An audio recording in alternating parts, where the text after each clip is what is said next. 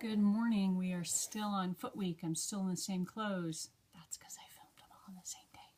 But it's still Foot Week, and we are going to now talk about flexibility of shoes. I've talked about how stiff shoes are a problem. We now walk on really flat surfaces. We wear stiff shoes, and our feet don't move, and they should be able to respond to the surfaces. We don't demand much of them with surfaces, and we put them in stiff shoes so that they couldn't even if they had to. So what happens is when you're walking along and you hit a rock, you got a stiff shoe and you're not used to surfaces, you twist your ankle. If you had softer shoes and your feet were used to moving, they would adjust for the rock. You wouldn't twist your ankle as much. So while you could say, I don't need to worry about that, I walk on smooth surfaces, there are cracks in sidewalks, there are little things on the ground, and often that's when people twist their ankle. They don't have foot mobility, they're in a stiff shoe that just tips over, and all the work has to be done at this joint instead of all those 33 joints below there. Remember I said there's 33 joints in your foot? Yeah. Okay, so flexible shoes. The really stiff soles like Birkenstocks, you can already see that that's stiff. It doesn't bend. If you were to take your shoe and do this, it doesn't bend. This shoe is still pretty stiff. It only bends at one place. And here's the thing. It's still better than not bending. Is it bending where my foot joint is? Is it bending where my toes hit the ground and that metatarsal bends? Or is it forcing the pressure somewhere else because it bends where it bends and my foot bends where my foot bends? So then am I causing problems because the shoe's not really mobile?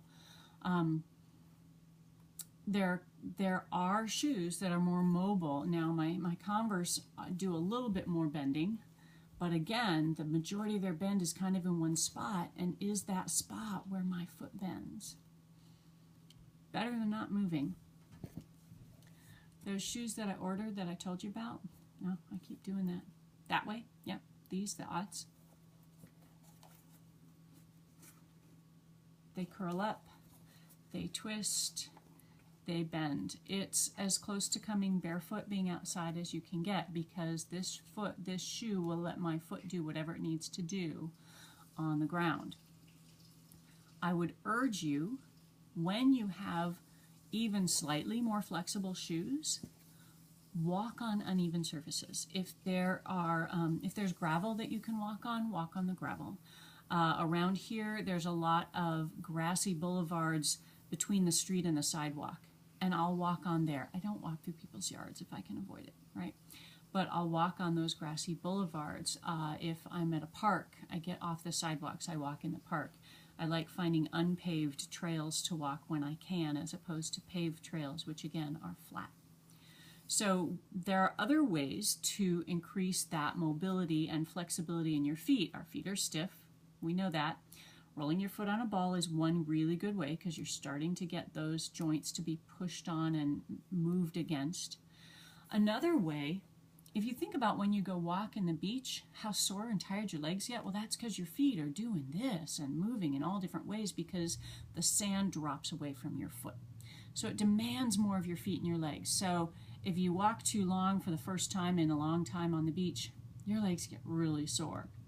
So this, what we're about to do, is easier than being on the beach, and you can do it regularly and start to build up this mobility. So there's two possibilities. If you have, like, these are called Bosu balls, and sometimes they're at gyms. This is much more mobility, and you would literally walk on this, and you can see my ankles roll in and out. My weight of my foot sort of shifts from toes to heels at different times because it's an uneven, unstable surface.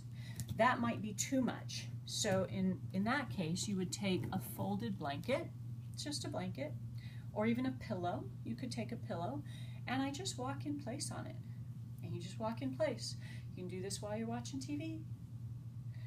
I did this in my walk-in clinic, and we did it for, I don't know, 2-3 minutes. And people were noticing how warm and burning, tender. Like they realized they never used these muscles. But because you're on this slightly malleable surface, your foot does this on it. And so now all all sorts of muscles have to play in the foot and above the ankle.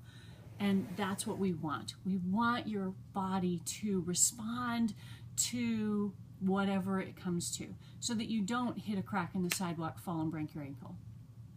You can go up a hill or walk on the side of the hill if you needed to. You don't have to be on flat, level, smooth surfaces because your feet and your legs are strong enough.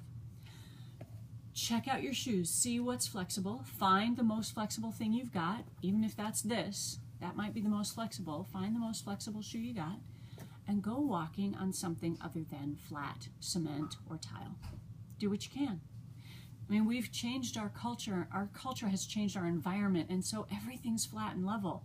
You actually have to kind of go looking, but you might be surprised at what you find. In the parking lots at Target, there's rocks here, in Minnesota at least, there's rocks in these beds between the cars periodically.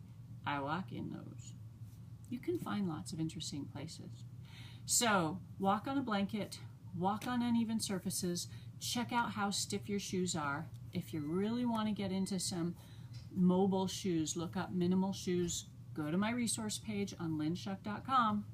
Minimal shoes. All right, that's today's foot thing. Sorry, I got no words left.